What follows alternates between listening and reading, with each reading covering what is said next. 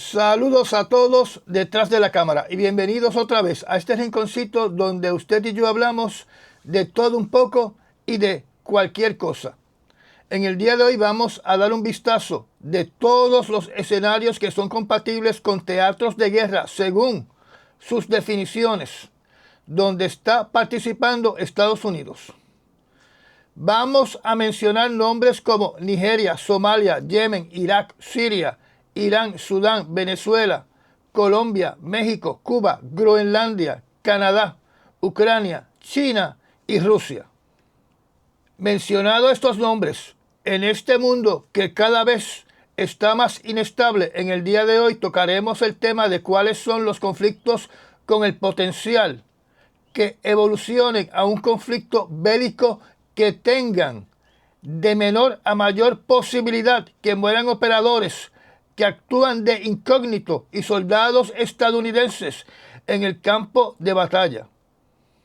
Quiero que esté claro que no voy a pasar juicio de las acciones de Tío Sam en todos estos escenarios de guerra. Repasemos primero estos tipos de conflictos. Como saben, existe lo que conocemos como la guerra clásica de intercambio de disparos, cañonazos y bombazos, como lo que sucede hoy en el frente de batalla de Ucrania. Existe lo que se conoce como las guerras proxy, donde Estados Unidos le suple abiertamente o de forma escondida armamento, equipos, información crítica para luchar contra un enemigo. Esto claramente lo vimos en la década de los años 1980, cuando Estados Unidos le daba todo tipo de apoyo a los Freedom Fighters en Afganistán en su lucha contra los rusos. Algunos expertos han dicho que la administración del presidente Biden de los Estados Unidos estaba haciendo algo similar, utilizando a las Fuerzas Armadas de Ucrania para debilitar y tratar de vencer al enemigo común llamado Rusia. Así que para estos expertos, las Fuerzas Armadas de Ucrania también estaban llevando la función de ser soldados proxy de los Estados Unidos. Entonces tenemos guerras asimétricas, que es un conflicto entre países con capacidades militares donde una de ellas es mucho más débil que la otra y es forzada a tácticas no convencionales para librar la contienda, como por ejemplo el uso de guerrillas, eventos que se pueden clasificar como actos terroristas y de sabotaje, y otras tácticas para desgastar a un enemigo superior. Otra categoría muy similar a la anterior, y lo voy a repetir, otra categoría muy similar a la anterior es la guerra híbrida, que es una estrategia militar y geopolítica que utiliza tácticas no convencionales para desestabilizar a un adversario sin declarar una guerra. Y esta última frase es bien importante, sin declarar una guerra. Como indiqué hace unos segundos atrás, es muy similar a lo que se conoce como guerra asimétrica. En esta categoría podemos incluir campañas de desinformación, inundar el país enemigo con migrantes no deseados, interferencia electoral, actos de sabotaje particularmente a la infraestructura del enemigo y ataques cibernéticos de diferentes tipos, incluyendo contaminar los ordenadores del enemigo con diferentes tipos de virus. Los sabotajes preferiblemente son en operaciones encubiertas. También existen las guerras comerciales, que pueden ser tan destructivas como las guerras convencionales. Un ejemplo de eso lo vemos en la forma de embargos, sanciones y aranceles. También existen guerras invisibles, o lo que se conoce como guerras fantasmas, en inglés, Ghost Wars, donde los actores principales son las agencias de inteligencia. La industria cinematográfica nos ha ilustrado muy bien de cómo son estas guerras fantasmas. Este tipo de guerra realizado por agencias como la CIA, principalmente está encaminada para desestabilizar países, causar un golpe de Estado y cambiar sistemas de gobierno y adquirir información crítica de ese país.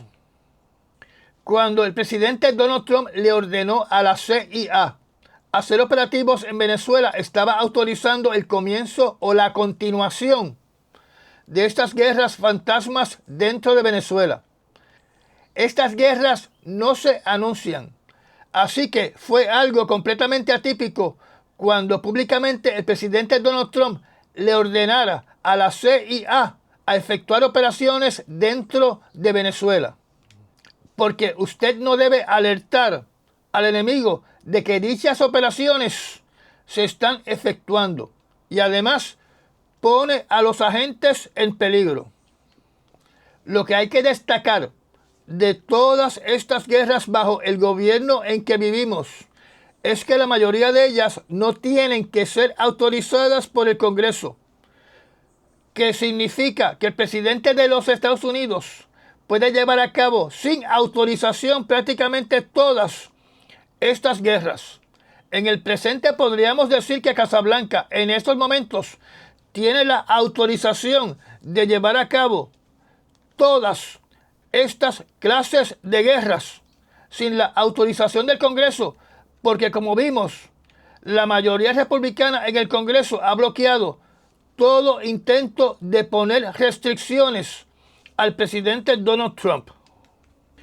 Como por ejemplo, imponer tarifas es una agresión y cae bajo la clasificación de guerra comercial, donde en los Estados Unidos la Constitución es la que indica que el Congreso es el cuerpo gubernamental que tiene que establecer e imponer tarifas y no el presidente unilateralmente. El Congreso controlado por los republicanos a este respecto ha decidido mirar hacia otro lado. Las guerras comerciales pueden evolucionar y transformarse en guerras abiertas, o sea, enfrentamientos militares sangrientos entre los dos enemigos.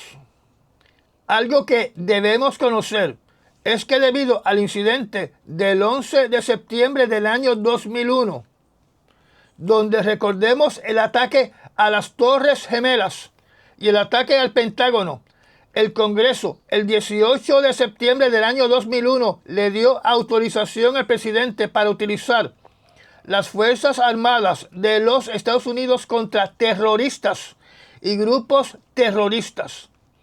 Y esa autorización continúa en el presente. Cualquier presidente puede abusar de este poder que se le otorgó, declarando a un grupo o a una organización como una entidad terrorista, y no necesita autorización del Congreso para llevar a cabo operaciones militares contra dicho grupo. Solo se requiere que el presidente ponga a dicha organización o persona en la lista de terroristas. Basado en lo anterior y en el listado de terroristas, Casablanca tiene la puerta abierta para cuando le dé la gana atacar en suelo de Siria, de Irak, de Yemen, de la Franja de Gaza, de Nigeria, de Somalia y prácticamente todos los países de África, incluyendo suelo de Irán, más narcotraficantes en suelo de México, de Colombia y prácticamente todos los países de Centro y Suramérica que tenga una operación de narcotráfico. Relacionado a lo anterior, conocemos que hace unas semanas atrás Estados Unidos atacó a lo que se cataloga como grupos terroristas dentro de Nigeria el 25 de diciembre del año 2025. El 27 de enero del año 2026, Estados Unidos llevó ataques en suelo de Somalia contra el grupo Al-Shabaab. El 16 de enero del año 2026, Estados Unidos realizó un ataque en Siria contra miembros de ISIS y miembros de Al-Qaeda. El 14 de marzo del año 2025, Casablanca eliminó al número 2 del liderato de ISIS en Irak. El 29 de enero del año 2026, Estados Unidos realizó un ataque contra blancos terroristas en Yemen, contra un alto líder del grupo Al-Qaeda cerca de la frontera con el país de Omán. Lo que acabo de mencionar son algunos ejemplos y operativos que caen bajo la categoría de guerra convencional, con la diferencia que la meta es eliminar a personas, a grupos, a organizaciones que están en la lista de terroristas. El mismo pretexto se utilizó para capturar a Nicolás Maduro el 3 de enero sin una autorización del Congreso porque se calificó a Nicolás Maduro como el líder del Cartel de los Soles. Y como el Cartel de los Soles está en la lista de organizaciones terroristas, no era necesario la autorización del Congreso. Cuando Nicolás Maduro llegó a la corte, entonces fue que el Departamento de Justicia de los Estados Unidos cambió los cargos contra Nicolás Maduro.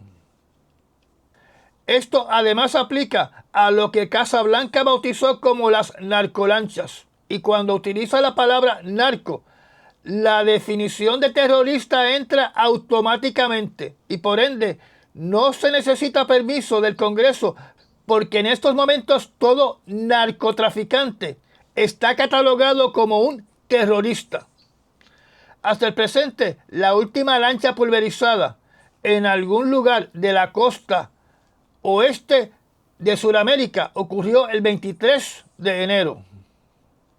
Como dije anteriormente, en la actualidad es extremadamente fácil para un presidente utilizar la excusa de terrorista para atacar a quien le dé la gana.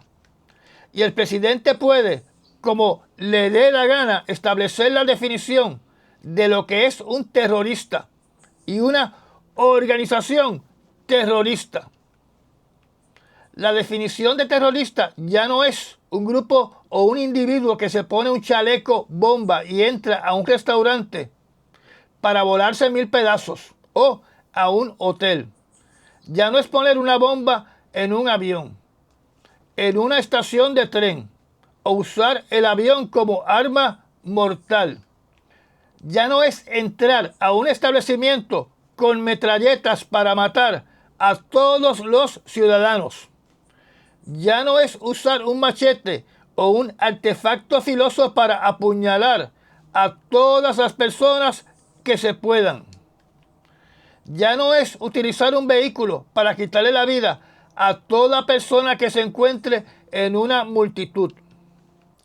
Hoy se une a la definición de terrorista un manifestante que lleva una pancarta porque se puede catalogar como un terrorista, como por ejemplo en los Estados Unidos el concepto de Antifa, que protestan contra los tiranos y los fascistas, ya están en la lista de terroristas. Y lo podemos ver claramente cuando los agentes de ICE le dicen terroristas a los manifestantes. En el caso de Irán hay varios tipos de guerras que se pueden aplicar, incluyendo definiciones de terrorismo, ya que el grupo Quds, que tenía como líder al general Soleimani, está en la lista de organizaciones terroristas. El grupo de la Guardia Revolucionaria Islámica, que es el ejército de Irán, está en la lista de organizaciones terroristas. Y entonces tenemos que el gobierno de Irán se puede clasificar como un gobierno que auspicia el terrorismo. Por ende, el presidente Donald Trump y cualquier presidente de los Estados Unidos no necesita la autorización del Congreso para realizar ataques en suelo de Irán. En el año 1984, en la presidencia de Ronald Reagan, el país de Irán fue designado un estado que patrocina el terrorismo por su apoyo financiero y con armas a grupos como Hezbollah, Hamas, Fatah y otros grupos terroristas como los Houthi, grupos armados pro-Irán en Irak y Siria. Además, se cae de la mata que también se deben estar desarrollando escenarios de guerra híbrida y guerras fantasmas por parte de los Estados Unidos dentro de Irán. Recordemos el famoso ataque con el virus Stunex, dirigido para incapacitar las centrífugas de enriquecer uranio de Irán, descubierto en el año 2010 contra la facilidad de enriquecimiento en la facilidad nuclear Natanz de Irán.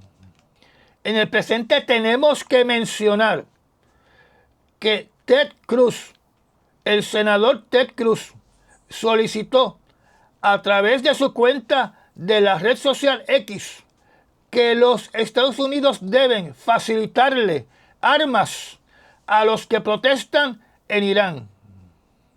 El presidente también tiene el poder de efectuar lo que se conoce como un ataque preventivo, donde se utiliza este ataque para eliminar una posible amenaza antes de que se convierta en una amenaza real contra los Estados Unidos o contra un aliado de los Estados Unidos.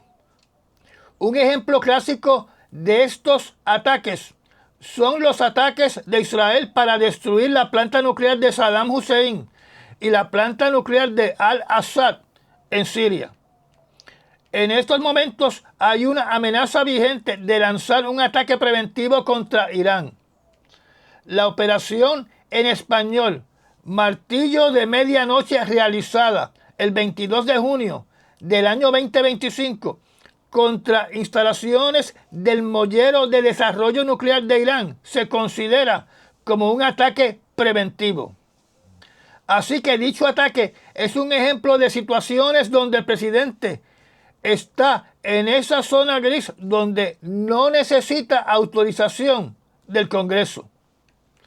Además, las Naciones Unidas, en su artículo número 51, lo que se conoce como defensa propia colectiva, que significa que un país puede llevar a cabo un ataque armado para defender a otro país, a uno de sus aliados.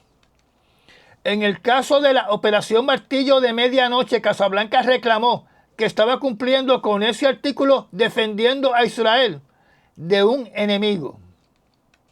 En estos momentos y por décadas, Estados Unidos ha estado llevando a cabo una guerra comercial contra Cuba, utilizando bloqueos, embargos y otras herramientas comerciales contra Cuba. Entre ellas, podemos decir, sin temor a equivocarnos, que se implementó un tipo de guerra contenida en el Memorando 200 del señor Henry Kissinger de los años 1970, que dice que uno puede obligar a cualquier país, a cualquier gobierno del tercer mundo, entiéndase Centroamérica, Suramérica, el Caribe y África, utilizando el hambre, la hambruna, la escasez de alimentos. En el presente, la guerra comercial ha integrado el embargo total de sus importaciones petroleras, donde cualquier país que le supla petróleo a Cuba se expone a que el barco tanquero sea confiscado y que se le imponga al país que suple petróleo como castigo un incremento sustancial en aranceles. Con respecto a Sudán, que como saben el príncipe Salmán le solicitó a los Estados Unidos que resolviera la problemática en Sudán con la guerra civil que se ha desarrollado entre el gobierno de Sudán y las fuerzas de acción rápida. El problema que tiene el señor Donald Trump en este escenario, aunque accedió a que iba a tomar cartas en el asunto, es que las fuerzas de acción rápida no están en la lista de organizaciones terroristas. El dirigente de Sudán está intentando que se declare a las fuerzas de acción rápida como una organización terrorista, en un intento para que de cierta manera pueda poner presión para que los Estados Unidos les resuelva el problema que tienen en su nación. Por ahora, ha fracasado en manipular al señor Donald Trump. Otra guerra que estamos viendo evolucionar frente a nuestros ojos es la guerra comercial que ha comenzado el señor Donald Trump en su segunda administración, utilizando como arma los aranceles para doblegar a las naciones del mundo, particularmente a sus aliados y al país de China. Hemos visto recientemente cómo el presidente Donald Trump amenazó con tarifas a cualquier país que se oponga a que Groenlandia sea parte de los Estados Unidos. Hemos visto cómo Estados Unidos está utilizando las tarifas para asegurarse que ningún país envía petróleo a Cuba. Hemos visto en las últimas 72 horas cómo Estados Unidos, utilizando las tarifas, está tratando de controlar el país de Canadá, violentando su soberanía. Con respecto a Canadá, se puede estar desarrollando en esos momentos una guerra fantasma, una guerra en las tinieblas para desestabilizar el país de Canadá. Como dice el viejo dicho, divide y vencerás. Recordemos que estos operativos, conocidos como operaciones psicológicas, usualmente se realizan antes de una invasión formal o de un operativo más hostil. La provincia de Alberta, en la frontera de Canadá, en el norte del estado de Montana, tiene un movimiento separatista y soberanista. Esta provincia es del tamaño del estado de Texas, con una población de más o menos 5 millones de habitantes, y su territorio tiene el 85% de las riquezas petroleras actuales de Canadá. El gobierno de Canadá le ha solicitado a Donald Trump que respete su soberanía y que cese y desista de apoyar a los separatistas de la provincia de Alberta. El líder de los separatistas de la provincia de Alberta, que casualmente tiene uno de los recursos naturales más codiciados por el presidente Donald Trump en su provincia, que es el petróleo, se ha reunido por lo menos 3 veces con funcionarios de Casablanca para buscar respaldo y apoyo para lograr ser una provincia soberana. Algo que sería de mucho beneficio para la actual administración, ya que una provincia soberana de Alberta podría perder la protección de la OTAN y ser una fácil conquista imperialista por parte del presidente Donald Trump, que ha mostrado en la actualidad su agresividad para aumentar el territorio de los Estados Unidos. O sea, estos soberanistas no se dan cuenta que están bregando con una administración que desde enero del año 2025 ha impulsado la idea que Canadá debe ser propiedad de los Estados Unidos. O sea que no cree en la soberanía de Canadá y por ende de ninguna de las provincias de Canadá. De la misma manera que se identificó que Estados Unidos dentro de Groenlandia estaba llevando a cabo un operativo psicológico para convencer a los groenlandeses que deben ser parte de los Estados Unidos, podemos decir que debe existir una gran posibilidad que se esté llevando a cabo un operativo fantasma en Alberta para estimular el movimiento separatista que naturalmente facilitaría a los Estados Unidos apoderarse del petróleo de esa provincia. La anexión naturalmente sería por ahora como colonia, porque recordemos que el camino para ser Estado de los Estados Unidos es un proceso que toma mucho tiempo, no es un proceso inmediato. Con una población de 5 millones, Alberta, si se hace Estado de los Estados Unidos, tendría una gran presencia en el Congreso de los Estados Unidos. Así que debido a ese potencial, a ese poder político dentro de los Estados Unidos, deben haber muchos estados y estadounidenses que se opongan a la idea que Alberta sea el estado número 51.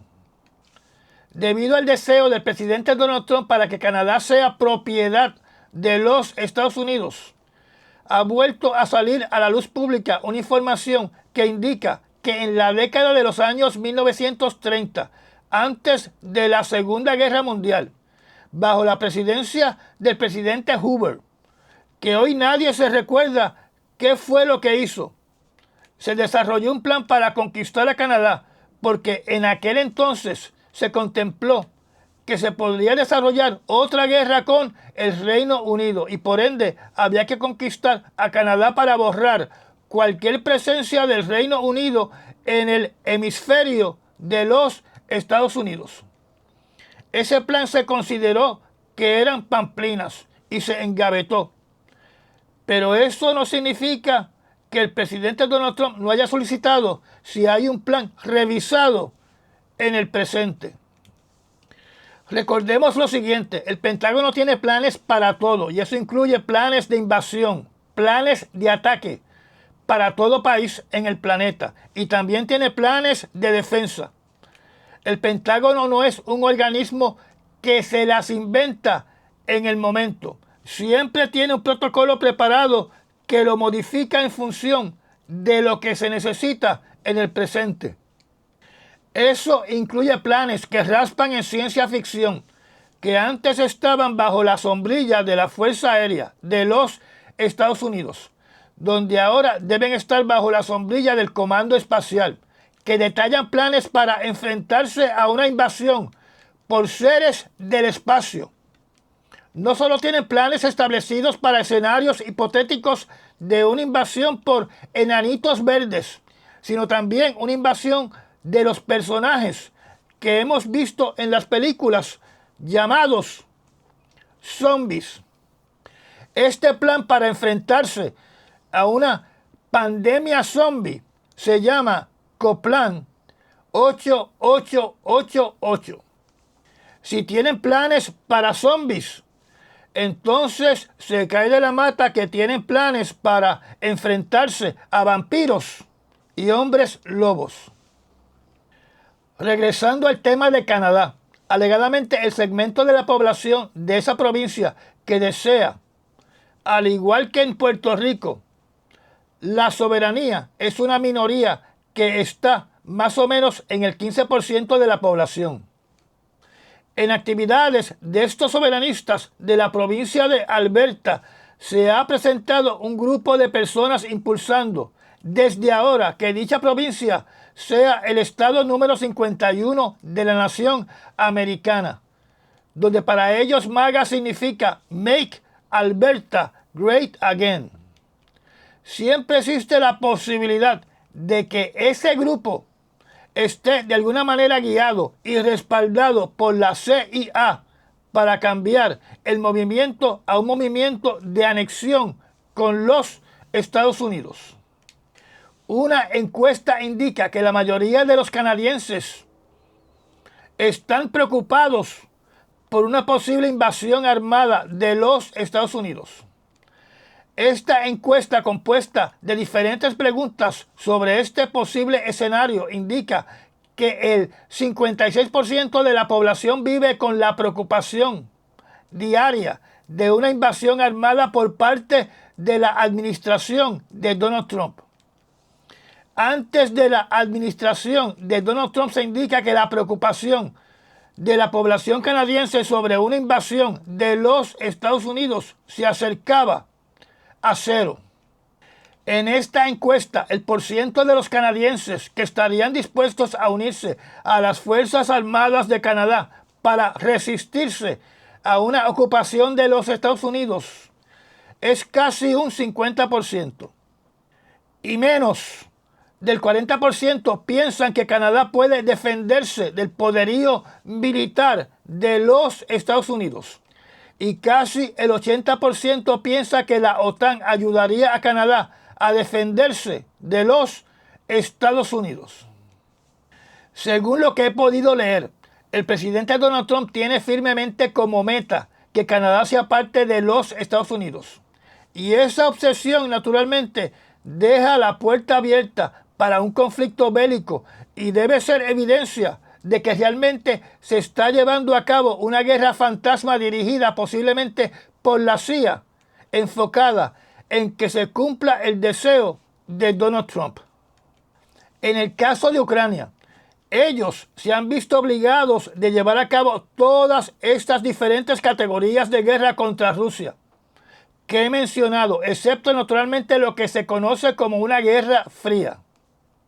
Y ya que mencioné el término de guerra fría, en teoría, lo que se conoce como la Guerra Fría, que comenzó en el año 1947 y culminó en el año 1991 entre los Estados Unidos y la Unión Soviética, es un estado continuo o sostenido de tensión geopolítica, conflictos ideológicos, competencia económica, competencia armamentista, competencia de influencia mundial, donde pueden ocurrir guerras proxies en países apoyados por las partes en conflicto, sin que nunca haya un confrontamiento directo militar. Si nos dejamos llevar por la definición que acabo de mencionar, sin temor a equivocarme y basado en lo que he leído sobre la posición, la opinión, el juicio de verdaderos peritos en este tema, la Guerra Fría continúa, excepto que en el presente primordialmente es mayormente entre tres naciones: Estados Unidos, China y Rusia. Entre estos tres países se podría decir que la Guerra Fría es más intensa entre Estados Unidos y el país de China. En lo que tiene que ver con otros países que he mencionado como México, Colombia y Cuba, ya sabemos que hay una guerra comercial con Cuba que se ha intensificado. Ya sabemos que Cuba está en la lista de países que auspician el terrorismo y que son un santuario para terroristas. Siendo esto así, el presidente Donald Trump podría sentirse con la autorización de repetir una operación para decapitar el gobierno de Cuba, como lo hizo en Venezuela. En Colombia, como ya el presidente Donald Trump, sin presentar evidencia, vinculó al presidente Petro con actividades de narcotráfico. Y conociendo que ya Donald Trump asoció el narcotráfico con terrorismo, también se podría llevar a cabo una operación similar a la de Maduro en Venezuela para remover a Petro. Aunque, por lo que podemos ver, el presidente Trump está en campaña para que Petro no revalide como presidente de Colombia. Así que usted no tenga ninguna duda que a través de la CIA se debe estar efectuando una guerra fantasma para que el gobierno colombiano vote el domingo 8 de marzo de este año 2026 para sacar a Petro del poder. Entonces nos queda México, donde es mi percepción y mi opinión que se ha pintado a su presidente como una persona que forma parte del narcogobierno de México y que no tiene las capacidades para ser la presidente de dicho país. Por lo que he podido leer de las últimas declaraciones del señor Donald Trump, debo interpretar que Donald Trump violará la soberanía del suelo mexicano y atacará para decapitar a capos que viven en México. Hay noticias que comenzaron a ser publicadas desde el 9 de enero que indican que el presidente Donald Trump piensa indudablemente atacar suelo de México. Sobre la guerra contra el narcotráfico, mi impresión, mi opinión, es que una mayoría de los estadounidenses respaldan estas operaciones y que la oposición solamente se opone de actos que no han sido aprobados por el Congreso y actos que pueden violar los derechos humanos. O sea, para dar un ejemplo, la oposición del partido en el poder aprueba que se estén llevando operaciones en contra de las lanchas de narcotráfico, que es algo que se ha llevado a cabo por muchos años bajo la Operación Martillo. Pero lo que tiene que ver con ejecutar a los tripulantes de estas lanchas, eso en sus ojos viola los derechos humanos. Y dicha autorización de ser verdugos debe provenir del Congreso de los Estados Unidos. Sobre lo que tiene que ver con migración ilegal, Mi opinión es que muchos en la oposición respaldan el control de las fronteras y el proceso de deportación, como se ha hecho por décadas, siempre y cuando se haga de una manera que se respete los derechos humanos de los deportados y que se actúe en función de las leyes de migración aprobadas por el Congreso de los Estados Unidos. Cuando hablo de leyes aprobadas por el Congreso de los Estados Unidos, me refiero a leyes que han sido aprobadas en la Cámara y Senado, firmadas por el presidente de los Estados Unidos. O sea, que todo lo que se está haciendo debe estar en cumplimiento con los procesos democráticos de la nación americana y además que se cumpla con la Constitución de los Estados Unidos. Y ya llegamos al final de otra corta charla. Aquellos que quieren ayudar a este canal en su lucha contra el algoritmo de YouTube, que no apoya temas como los que se exponen en este canal, donde ahora YouTube quiere contenido de entretenimiento como TikTok, lo pueden hacer a través de los Super Thanks en el icono del corazoncito o de forma confidencial a través del enlace de PayPal o haciéndose miembro de la zona privada del canal. Y nos vemos mañana. Y ya llegamos al final de esta charla. Gracias a los miembros patrocinadores de la zona privada del canal y a las personas que también patrocinan este canal mediante los Super Thanks. Si no está suscrito, lo invito a que se suscriba y aprieta la campanita de notificaciones. Recomiende este canal y comparta nuestros videos. Me da un like y nos vemos en el próximo resumen noticioso. Hasta mañana.